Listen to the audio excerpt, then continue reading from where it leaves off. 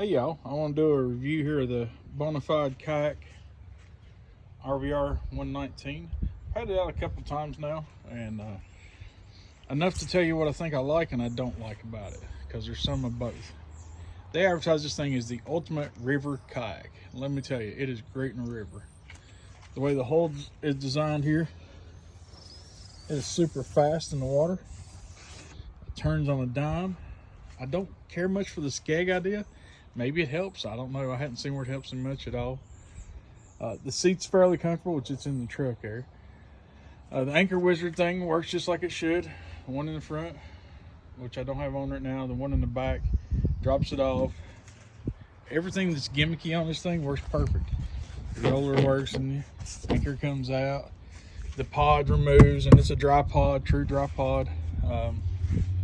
I love the handles. Goodness gracious, is that a great benefit to have this handle, and especially that one. You don't realize how much you use it until you have it. And even this strap up here, having that instead of having to go all the way up to the front handle, loading this thing by myself off and on, it saved me a load of work. Like I said, the seat's good. The things I don't like, the seat to me can be a little hard to get. You got to screw it down into here, and then it just sets back here and flops. So you got to take it off when you drive, which ain't that big of a deal, but it's not that much fun either.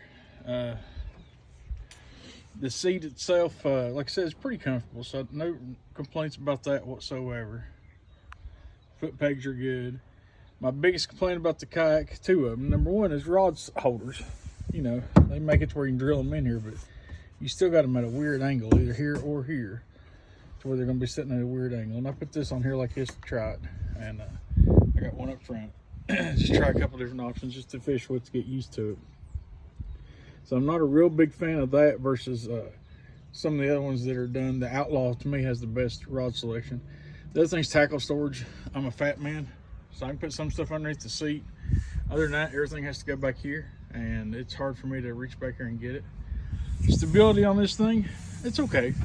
It's the initial stability's not great at all for me, and there's a reason for that, which I'll talk about here in just a second. The secondary stability, I mean, you basically have to pull water over the side right here to get this thing to where it's going to flip on you. Literally, water has to be rushing in before it will flip. It's been my experience on it. Now, the issue with that is that I'm a big feller. At 300 plus pound, I sit low in the water, which means I have water coming into the scuppers. Very disappointed at that. It's supposed to have a 400 and I think 25 pound weight limit, but it's not made for me. So that's been an issue, and it's an issue that I can't fix. So I'm not sure that the Bonafide RVR 119 is going to be the boat of choice for me, just for that one particular reason. By setting lower in the water, the stability is a little bit less. Water does want to come in on the sides here. That's the only issue with it. I mean, this thing, I paddled the back upstream. I fished a spot the other day, and it went downstream, and I paddled back upstream, and it wasn't through any rapids or anything, but man, this thing was super slick going through the rapids. It was really nice.